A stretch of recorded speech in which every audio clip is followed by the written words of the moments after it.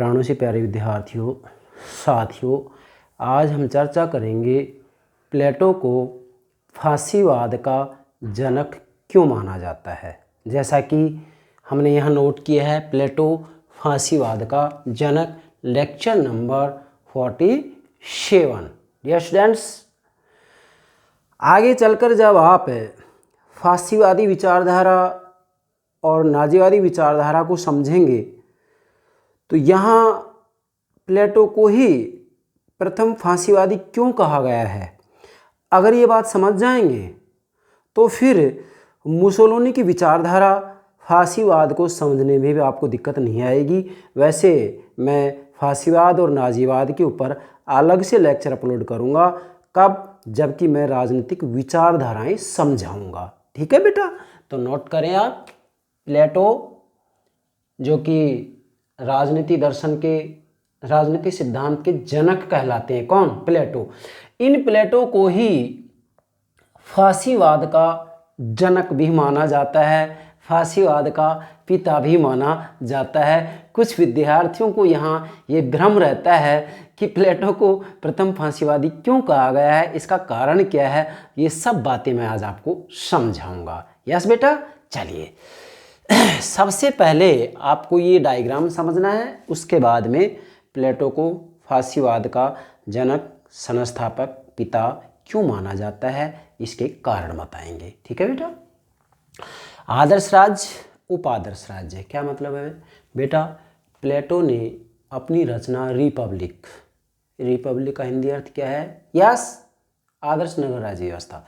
अपनी रचना रिपब्लिक में आदर्श राज्य का उल्लेख किया है और आदर्श राज्य के अंतर्गत दार्शनिक राजा के हाथ में सत्ता होगी, दार्शनिक राजा शासन का संचालन करेगा। तो प्लेटो को प्रथम फांसीवादी जो कहा गया है, वो रिपब्लिक में प्लेटो ने जिस आदर्श राज्य का उल्लेख किया है और इस आदर्श राज्य में जो दार्शनिक राजा शासन का संचालन करेगा, जिस दार्शनिक राजा के हाथों में संपूर्ण सत्ता होगी, इस दार्शनिक राजा के ऊपर किसी भी रूप में कानून का, संविधान का कोई प्रतिबंध नहीं होगा। ये दार्शनिक राजा जनता के प्रति भी उत्तरदायी नहीं होगा। यह दार्शनिक राजा ही संपूर्ण रूप में सभी प्रकार की शक्तियों का प्रयोग करेगा। तो ये जो सारी बातें प्लेटो ने अपनी रचना रिपब्लिक में दार्शनिक राजा के बारे में कही हैं, ये फांसीवाद से मिलती जुलती हैं, इसलिए प्लेटो को यस फांसीवाद का जनक कहा जाता है। तो फांसीवाद का जनक आदर्श राज्य के अंतर्गत उन्होंने जिस दार्शनिक राजा का उल्लेख किया, इसके आधार पर कहा गया है। क्यों? ये सब बातें एक एक समझाएंगे। इसके बाद में उपादर्श राज्य, प्लेटो ने अपनी अंतिम रचना द लॉज, वृद्धावस्था में लिखी गई थी लॉज तो, और रिपब्लिक जवानी में लिखी गई रचना है। तो वृद्धावस्था में इन्होंने अपनी रचना लिखी द लॉज, और लॉज के अंतर्गत इन्होंने कहा कि भाई दार्शनिक राजा लाएं कहाँ से, ऐसा दार्शनिक राजा हम प्रशिक्षित कर ही नहीं सकते। इसलिए प्लेटो ने सामने कह दिया कि इस दार्शनिक राजा को तो हम तैयार नहीं कर सकते, लेकिन इस दार्शनिक राजा को कानून का रूप दे दिया जाए। इसलिए प्लेटो ने अपने उपादर्श राज्य में कानून के शासन की बात की, कानून की प्रतिष्ठा को स्वीकार किया, कानून के शासन को स्वीकार किया, कानून की सर्वोपरिता को कानून की सर्वोपरिता को स्वीकार किया। और जहाँ प्लेटो अपनी बात समाप्त करता है कानून के शासन पर, वहीं से प्लेटो का शिष्य अरस्तु अपनी बात की शुरुआत करता है। मतलब अरस्तु ने अपनी रचना जो पॉलिटिक्स लिखी है, उस पॉलिटिक्स की शुरुआत यस प्लेटो ने जो अपनी बात लॉज के अंतर्गत समाप्त की है, वहीं से अरस्तु शुरू कर देता है। क्योंकि अरस्तु प्रारंभ में ही अपनी रचना पॉलिटिक्स में कानून की सत्ता को, कानून की सर्वोच्चता को स्वीकार कर लेता है, कानून के शासन को स्वीकार कर लेता है। ये दोनों बातें आपको ध्यान रखना निहायत जरूरी है। ठीक है बेटा, चलो अब आगे बढ़ते हैं। बेटा, एक विद्वान है क्रॉसमैन, नोट करो आप, एक विद्वान है क्रॉसमैन। क्रॉसमैन कहते हैं कि प्लेटो का समाधान है प्रबुद्ध निरंकुशता, बुद्धि की निरंकुशता, बुद्धिमान व्यक्ति का शासन, बुद्धिमान राजा का शासन, बुद्धिमान राजा के हाथ में सारी सत्ता होगी। इसे एक प्रकार से सर्वाधिकारवादी राजा कहा जा सकता है प्लेटो के दार्शनिक राजा को। तो प्रबुद्ध मतलब बुद्धि, प्रबुद्ध, निरंकुशता, और प्लेटो को इतिहास में प्रथम फासिस्ट कहा गया है। आप जरा देखिएगा, ग्रोसमैन कह रहे हैं कि प्लेटो का समाधान ये है कि प्रबुद्ध निरंकुशता मतलब बुद्धिमान व्यक्ति का शासन होना चाहिए, अर्थात दार्शनिक राजा का शासन होना चाहिए, और दार्शनिक राजा के ऊपर किसी भी रूप में कानून और संविधान का कोई प्रतिबंध नहीं होगा, और ये दार्शनिक राजा जनता के प्रति भी उत्तरदायी नहीं होगा, यह अपने विवेक से जो इसे उचित लगेगा वो निर्णय लेगा। प्लेटो को इतिहास में प्रथम फासिस्ट कहा गया है, ये ग्रोसमैन कह रहे हैं। इसके बाद में कुछ विद्वान हैं जिन्होंने कि जो है प्लेटो को प्रथम फांसीवादी कहा है। ये कंपटीशन में अक्सर पूछ लिया जाता है, तो इन सभी विद्वानों के नाम आपको याद रखने हैं जिन्होंने कि प्लेटो को प्रथम फांसीवादी की संज्ञा दी है। उन विद्वानों में सबसे महत्वपूर्ण है कार्ल पोपर, ग्रोसमैन, रसेल, अल्फ्रेड हार्नल। ये ऐसे विद्वान हैं जिन्होंने प्लेटो को प्रथम फांसीवादी या सर्वसत्तावादी की संज्ञा दी है। सर्वसत्तावादी, सभी प्रकार के अधिकार प्लेटो ने अपनी दार्शनिक राजा को सौंपे थे। फांसीवाद में भी एक नेता के हाथ में सारी सत्ता होती है, तो ये समानताएं हैं, इसलिए प्लेटो को प्रथम फांसीवाद की संज्ञा दी जाती है। प्लेटो को प्रथम सर्वसत्ताधिकारवादी की संज्ञा दी जाती है। अब इसको हम समझेंगे। सबसे पहले तो ये कि आखिर फांसीवाद होता ही क्या है। अब आप यहाँ पर प्रश्न भी कर सकते हैं कि सर हम तो यही नहीं समझे कि फांसीवाद है ही क्या। जब फांसीवाद नहीं समझेंगे तो हम कैसे कह देंगे कि प्लेटो फांसीवाद का जनक है। समझें, प्लेटो जो फांसीवाद है, वास्तव में देखा जाए तो फांसीवादी विचारधारा का जो जन्म होता है वो फर्स्ट वर्ल्ड वॉर, प्रथम विश्व युद्ध के बाद होता है। ठीक है, याद रखना है।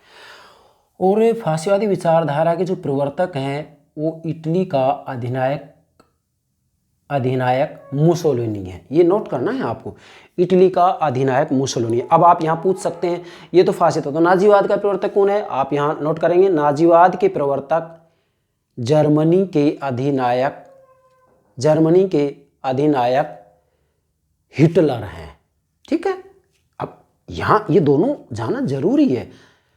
तो इसके प्रवर्तक इटली के अधिनायक मुसोलिनी हैं, जबकि नाजीवाद के प्रवर्तक जर्मनी के अधिनायक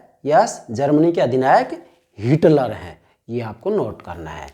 अब आखिर ये है क्या, तो इसकी उत्पत्ति, फांसीवाद की उत्पत्ति लैटिन भाषा के शब्द फासियो से हुई है। लैटिन भाषा के शब्द फासियो से हुई है, और फासियो का अर्थ है लकड़ी का गट्ठर, गोल गोल गट्ठर, सबको एक जगह कस करके बांधना, लकड़ी का गट्ठर।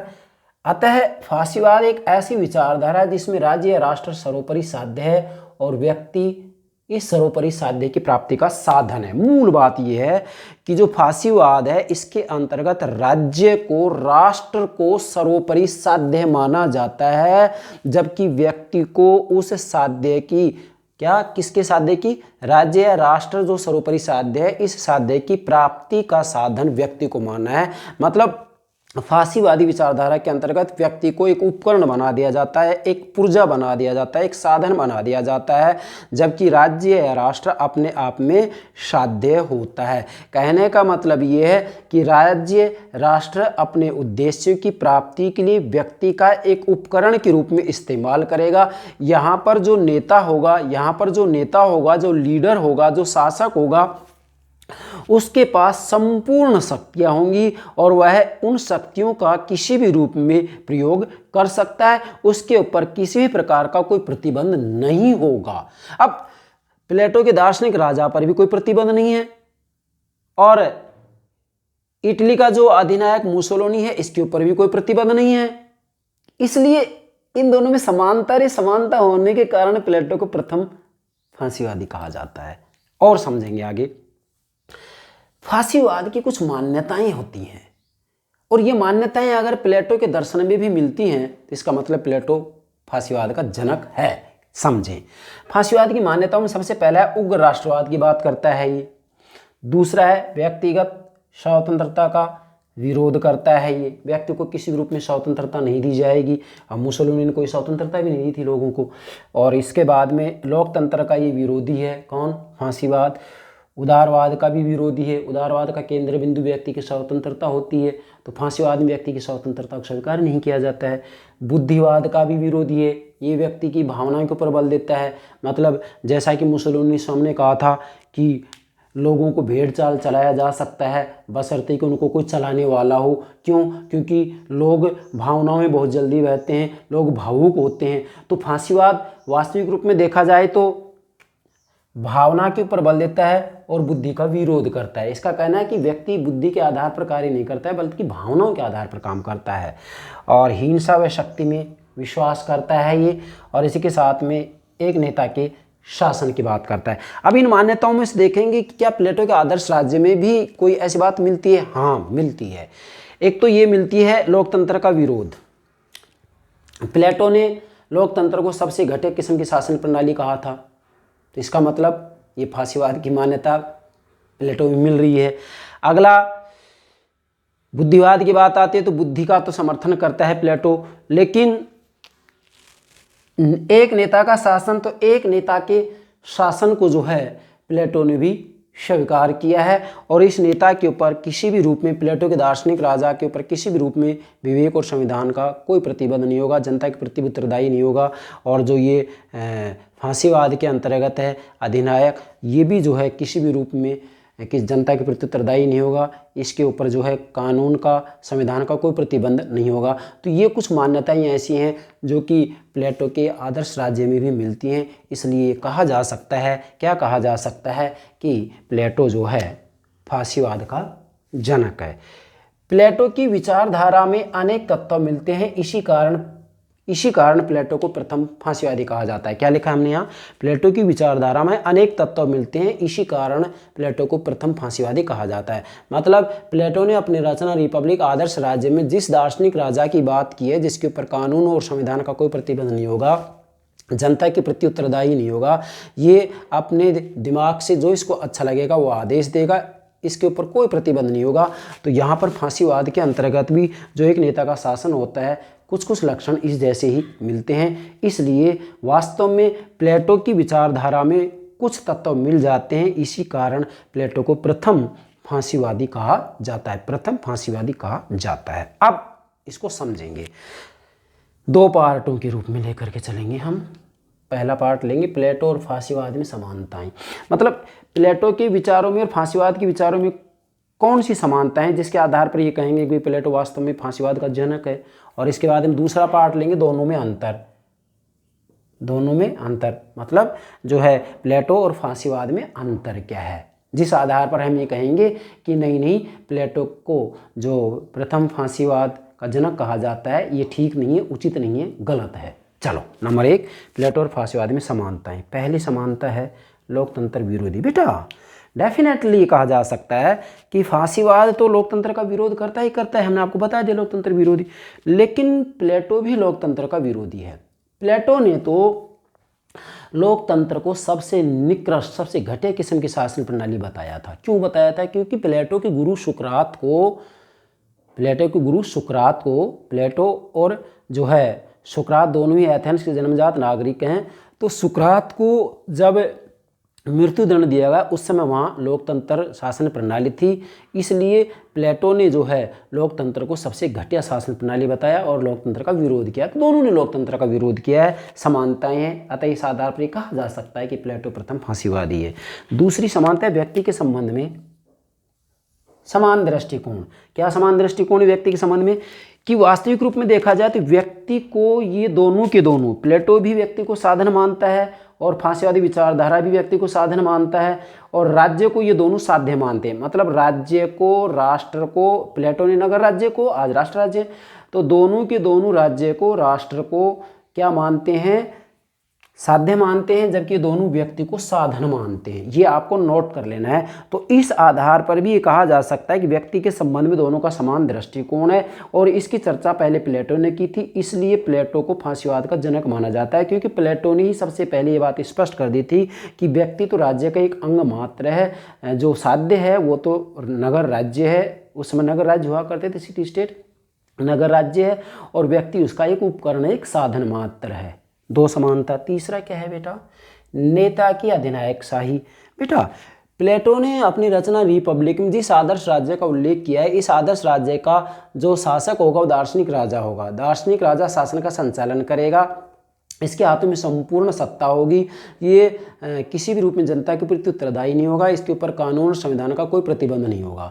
एक तो ये बात होगी प्लेटो की। अब प्लेटो का नेता तो ऐसा है, लेकिन वास्तविक रूप में फांसीवादी विचारधारा के अंतर्गत जो नेता होता है उसके ऊपर कोई कानून और संविधान नहीं होता है और जनता के प्रति उत्तरदायी नहीं होता है। अतः ये कहा जा सकता है कि दोनों के अंतर्गत नेता की अधिनायक शाही है, दोनों में नेता की तानाशाही है, दोनों के अंतर्गत नेताओं के हाथों में, शासक के हाथों में संपूर्ण सत्ता होती है। इसलिए इस आधार पर भी जो है प्लेटो को प्रथम फांसीवादी कहा जा सकता है। चौथी समानता है राज्य की सर्वोपरिता। राज्य की सर्वोपरिता, राज्य की नोट करेंगे, राज्य की सर्वोपरिता। प्लेटो राज्य को सर्वोपरि मानता है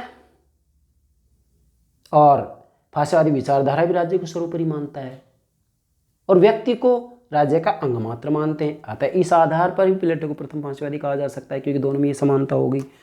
बेटा पांचवा है मनुष्यों की असमानता। यस, मनुष्य की असमानता। प्लेटो ने भी मनुष्य की असमानता की बात की है और फांसीवाद ने भी मनुष्य की असमानता की बात की है। प्लेटो ने वास्तविक रूप में 3 प्रकार के वर्ग बताए हैं, दार्शनिक, शासक वर्ग, सैनिक वर्ग, उत्पादक वर्ग। ठीक है, इसी ही प्रकार से फांसीवादी विचारधारा भी कहती है कि बुद्धि तो केवल कुछ लोगों में होती है, बाकी ज़्यादातर लोग भावनाओं के सहारे जीवन जीते हैं। और छठा है शिक्षा। शिक्षा, प्लेटो ने भी राजनियंत्रित शिक्षा की बात की है और फांसीवाद भी राजनियंत्रित शिक्षा की बात करता है। इसका मतलब दोनों ही राजनियंत्रित शिक्षा की बात करते हैं। अतः इस आधार पर यह कहा जा सकता है कि ये बात भी प्लेटो के दर्शन में मिलती है, प्लेटो की रचना रिपब्लिक में मिलती है, इसलिए प्लेटो को प्रथम फांसीवाद की संज्ञा दी जाती है। सातवां समानता है संकुचित दृष्टिकोण। दोनों का दृष्टिकोण संकुचित है। प्लेटो नगर राज्य को सभ्यता का सर्वोपरि लक्ष्य मान बैठा कि भी नगर राज्य ये सभ्यता का सर्वोपरि लक्ष्य है, सर्वोपरि मानक है, सर्वोपरि कसौटी है। तो नगर राज्य को सभ्यता का सर्वोपरि लक्ष्य मान रहा है, और जो फांसीवाद है वो राष्ट्रीय राज्य को सभ्यता का सर्वोपरि जो है लक्ष्य मान रहा है। इस आधार पर ये कहा जा सकता है कि इन दोनों का जो दृष्टिकोण है ना वो संकुचित है। वास्तव में देखा जाए तो जब हम ये कहेंगे कि प्लेटो का जो शिष्य है अरस्तु के समय में ही विशाल साम्राज्य की स्थापना शुरू हो गई थी, जबकि अरस्तु ने भी अपने विचार नगर राज्य तक सीमित रखे हैं। तो संकुचित दृष्टिकोण था प्लेटो का भी, अरस्तु का भी। और राष्ट्र राज्य की बात है तो आज राष्ट्र राज्य तक हम सीमित थोड़ी ना है, हम तो विश्व राज्य की बात कर रहे हैं। हमारा सपना विश्व राज्य की प्राप्ति है।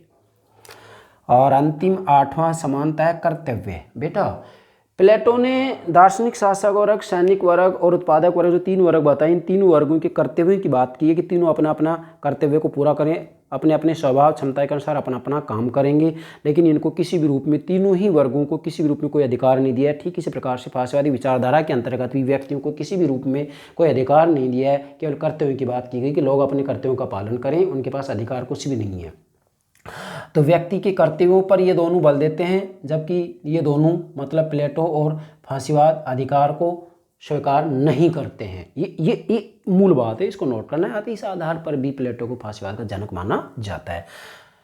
पार्ट नंबर 2, इसमें हम प्लेटो और फांसीवाद इन दोनों में अंतर की बात करेंगे कि क्या इन दोनों में अंतर भी है, और इस अंतर के आधार पर ये कहा जा सकता है कि भाई फासिस्टों का दर्शन प्लेटो को नहीं बनाया जा सकता, या प्लेटो के दर्शन को फासिस्टों का दर्शन नहीं बनाया जा सकता। ये बात सत्य नहीं है, क्योंकि इन दोनों में काफ़ी अंतर है।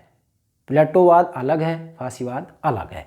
क्या अंतर है, नोट करिए। दोनों में अंतर की बात 3 विद्वान करते हैं, जीसी फील्ड, वाइल्ड और हेलोवेल। आपसे कंपटीशन पूछा जा सकता है। ये 3 विद्वान ऐसे हैं जिन्होंने कि प्लेटोवाद और फांसीवाद में काफ़ी अंतर की बात की, और ये कहा कि प्लेटोवाद को फासिस्टों का दर्शन नहीं बनाया जा सकता, फासिस्टों का दर्शन नहीं कहा जा सकता, प्लेटो को प्रथम फांसीवादी नहीं कहा जा सकता। क्या अंतर है? नंबर 1, प्लेटो साक्षात विवेकवाद है, जबकि फांसीवाद विवेक विरोधी दर्शन। देखो बेटा समझो, प्लेटो की बात की जाती है, प्लेटोवाद की बात की जाती है तो प्लेटो साक्षात विवेकवाद है। क्यों? क्योंकि प्लेटो ने अपनी रचना रिपब्लिक में जिस आदर्श राज्य की बात की है, इस आदर्श राज्य का जो शासक होगा दार्शनिक राजा होगा, और दार्शनिक राजा वही बनेगा जो कि 50 वर्ष तक प्रशिक्षण प्राप्त करेगा, शिक्षा प्राप्त करेगा, उसके बाद में ही वो दार्शनिक राजा बनेगा और इसके बाद में ये सत्ता का संचालन करेगा। इसका मतलब देखा जाए तो प्लेटो विवेक की बात करता है, बुद्धि की बात करता है, लेकिन फासीवाद जो है वो विवेक का विरोधी दर्शन है। क्योंकि फासीवाद ये कहता है कि मनुष्य भावनाओं के सहारे जीवन जीते हैं। स्वयं जो मुसोलिनी ने कहा है कि जनता को भेड़ चाल चलाया जा सकता है बशर्ते कि उनको कुछ चलाने वाला हो। इसका मतलब ये मनुष्य को एक प्रकार से भावनात्मक प्राणी मानते हैं, विवेक के ऊपर बल नहीं देते हैं। दोनों में डिफरेंस है। अति आधार पर कहा जा सकता है कि प्लेटो के ऊपर जो आरोप लगाया गया है कि भाई ये फासीवादी तो गलत है। दूसरा अंतर है प्लेटो आदर्शवाद है, फासीवाद यथार्थवाद है। प्लेटो की बात की जाती है तो प्लेटो वास्तविक रूप में देखा जाए तो प्लेटो की रिपब्लिक जिसमें आदर्श राज्य को उल्लेख किया गया है वो वास्तव में एक आदर्शवाद है। एक इसमें कल्पना की गई है कि भी एक दार्शनिक राजा 50 वर्ष तक शिक्षा ग्रहण करेगा और उसके बाद में उसके हाथ में सत्ता सौंपी जाएगी, फिर वो शासन सत्ता का संचालन करेगा। लेकिन जो फांसीवाद है वो यथार्थवाद है। क्यों यथार्थवाद है? क्योंकि वास्तविक रूप में फांसीवाद पहले एक सुदृढ़ राज्य का निर्माण करते हैं, राज्य की स्थापना करते हैं, उसके बाद में अपनी मान्यताएं देते हैं, अपने विचार देते हैं, इसलिए यथार्थवाद है। तीसरा है प्लेटो संयम पर आधारित है, फासीवाद दमन पर। यस, प्लेटोवाद की बात की जाती है, प्लेटो तो संयम पर आधारित है। प्लेटो संयम की बात करता है जबकि फासीवाद दमन की बात करता है, अत्याचार की बात करता है। चौथा है प्लेटो नैतिकवाद है, फासीवाद अनैतिकवाद। प्लेटो की बात की जाती है डेफिनेटली ये राज्य को भी एक नैतिक संस्था मानता है और नैतिकता के दायरे में रहते हुए प्रत्येक वर्ग अपना अपना काम करें, अपने अपने स्वभाव के अनुसार अपना अपना काम करें, कोई किसी के कार्य में हस्तक्षेप नहीं करेगा। जबकि फासीवाद एक अनैतिकवाद है। क्यों अनैतिकवाद है? क्योंकि फासीवाद ये बात स्वीकार करता है कि नेता को किसी भी रूप में कोई भी आदेश देने का अधिकार है और नेता विवेक को भी स्वीकार नहीं करता है। वह किसी भी रूप में किसी प्रकार का कोई आदेश दे सकता है, किसी के प्रति अर्थात जनता के प्रति किसी भी रूप में उत्तरदायी नहीं है। पांचवा है प्लेटो साम्यवाद में विश्वास करता है जबकि फासीवाद साम्यवाद विरोधी। यस, प्लेटो डेफिनेटली प्लेटो का साम्यवाद का सिद्धांत मैंने समझा दिया। प्लेटो तो साम्यवाद में विश्वास करता है। प्लेटो ने साफ कहा है कि दार्शनिक शासक वर्ग और सैनिक वर्ग को परिवार और संपत्ति से अलग रखा जाएगा, है कंचन और कामनी से अलग रखा जाएगा। कंचन मतलब सोना, सोना मतलब संपत्ति, है कामनी मतलब महिला, महिला मतलब परिवार, पत्नी। तो डेफिनेटली ये साम्यवाद की बात करता है, दार्शनिक शासक वर्ग और सैनिक वर्ग को संपत्ति और परिवार से अलग रखता है। उत्पादक वर्ग के ऊपर साम्यवाद का सिद्धांत लागू नहीं होगा। लेकिन जो फांसीवाद है वो साम्यवाद का विरोध करता है, साम्यवाद को किसी भी रूप में स्वीकार नहीं करता है। छठा है बेटा प्लेटो शांतिवादी है, फांसीवाद युद्धवादी है। प्लेटो डेफिनेटली प्लेटो की जो विचारधारा है वो शांतिवादी है। वह आंतरिक और बाहरी क्षेत्र में शांति की बात करता है, युद्ध को किसी भी रूप में स्वीकार नहीं करता है। जबकि फांसीवाद युद्धवादी है। फांसीवाद का कहना है कि यदि शांति होगी तो इससे विश्व नष्ट हो जाएगा, राष्ट्र नष्ट हो जाएगा। इसीलिए उनका कहना है कि लगातार युद्ध होते रहेंगे तो गंदगी की सफाई होती रहेगी, युद्ध से ही प्रगति होगी, युद्ध से ही विकास होगा, इसलिए युद्ध अति आवश्यक है। फांसीवाद कहता है ये बात। सातवां है प्लेटो का लक्ष्य आत्मनिर्भर नगर राज्य है जबकि फांसीवाद का लक्ष्य साम्राज्यवाद है। प्लेटो का लक्ष्य डेफिनेटली आत्मनिर्भर नगर राज्य की स्थापना करना है। प्लेटो ने सामने कहा है कि जो सिटी स्टेट होंगे, नगर राज्य होंगे, आत्मनिर्भर होंगे, किसी भी रूप में किसी अन्य पर निर्भर नहीं होंगे। और ये किसी भी रूप में जो है एक जो नगर राज्य होता है वो अपनी सीमा भी सीमित रखेगा, सीमा में ना तो वृद्धि करेगा ना कमी करेगा, जैसा कि मैंने पीछे आपको समझा भी दिया है, ठीक है। लेकिन जो फांसीवाद है, फांसीवाद साम्राज्यवाद का समर्थन करता है। क्योंकि स्वयं मुसोलिनी कहते हैं कि या तो आप अपनी सीमाओं का विस्तार कर लो, मुसोलिनी कहते हैं या तो इटली को अपनी सीमाओं को विस्तार करना चाहिए, या तो इटली को अपनी सीमाओं को विस्तार करना चाहिए, अन्यथा इटली नष्ट हो जाएगा। इसलिए ये जो है साम्राज्यवाद का समर्थन करता है। जैसा कि स्वयं मुसोलिनी ने कहा है, या तो इटली का विस्तार होता रहे अन्यथा इटली नष्ट हो जाएगा, या तो इटली की सीमा का विस्तार होता रहे अन्यथा इटली नष्ट हो जाएगा। इसलिए कहा जा सकता है कि फांसीवाद साम्राज्यवाद का समर्थन करता है। और अंतिम आठवां अंतर है दोनों में न्याय संबंधी धारणा में अंतर। यस, न्याय संबंधी, जस्टिस संबंधी धारणा में भी दोनों में अंतर है। प्लेटो ने जिस न्याय की बात की है वो ये कहा है कि प्रत्येक व्यक्ति को अपने अपने स्वभाव के अनुसार अपना अपना काम करना चाहिए। तीनों वर्गों को अपने अपने क्षमता के अनुसार अपना अपना काम करना चाहिए। दार्शनिक शासक वर्ग शासन का काम करे, सैनिक वर्ग रक्षा का काम करे, उत्पादक वर्ग उत्पादन का काम करे। तो ये स्वभाव के अनुसार अपना अपना काम करें, इसको जो है प्लेटो ने न्याय कहा है। जबकि फासीवाद के अंतर्गत न्याय जो है, न्याय को शक्तिशाली का हित माना है। न्याय शक्तिशाली का हित है, जिसके हाथ में शक्ति है वो जो निर्णय लेगा वही न्याय है। इसलिए फासीवाद ने न्याय के बारे में कहा है कि न्याय शक्तिशाली का हित है। न्याय शक्तिशाली का हित है।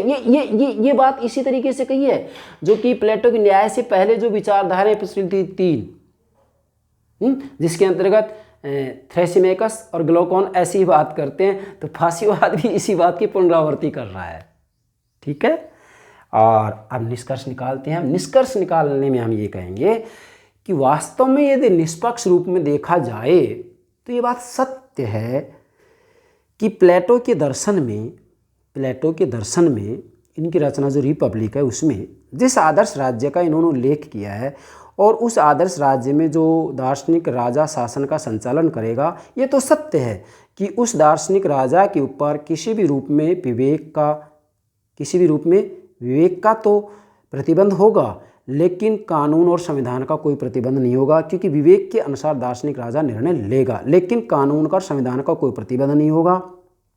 अब कानून और संविधान का कोई प्रतिबंध नहीं होगा तो इस कारण ये कहा जा सकता है कि भाई प्लेटो वास्तविक रूप में फांसीवाद के समर्थक है, फांसीवाद के जनक माने जा सकते हैं। लेकिन प्लेटो ने ही ये बात स्वीकार की है क्या कि जो दार्शनिक राजा होगा, इस दार्शनिक राजा के ऊपर प्लेटो ने 4 प्रतिबंधों की बात की है। पीछे मैंने आपको ये सब बातें समझा भी दी हैं। प्लेटो के आदर्श राज्य में, या हम ये कहेंगे कि दार्शनिक राजा का जो सिद्धांत मैंने आपको समझाया है, उस दार्शनिक राजा के सिद्धांत में दार्शनिक राजा के ऊपर 4 प्रतिबंधों की बात को प्लेटो स्वीकार करता है। इसलिए कहा जा सकता है कि प्लेटो का दार्शनिक राजा अमर्यादित नहीं है बल्कि मर्यादित है, उसके ऊपर प्रतिबंध है, नियंत्रण है। तो इस आधार पर ये कहा जा सकता है कि प्लेटो का जो दार्शनिक राजा है वह वास्तविक रूप में फांसीवाद के अंतर्गत जो नेता होगा उस नेता में और प्लेटो के दार्शनिक राजा में समानता नहीं हो सकती। क्यों? क्योंकि प्लेटो का जो दार्शनिक राजा है वह हमेशा विवेक से ही निर्णय लेगा और प्लेटो का जो दार्शनिक राजा है उसे 50 वर्ष तक शिक्षा दी जाएगी, उसके बाद में वो दार्शनिक राजा बनता है।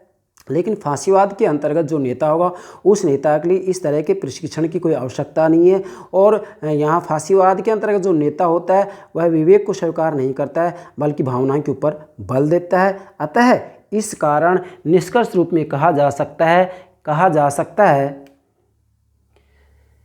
कि प्लेटो के दर्शन को फासिस्टों का दर्शन नहीं बनाया जा सकता। नोट करेंगे, प्लेटो के दर्शन को फासिस्टों का दर्शन नहीं बनाया जा सकता। प्लेटो के दर्शन को फासिस्टों का दर्शन नहीं बनाया जा सकता।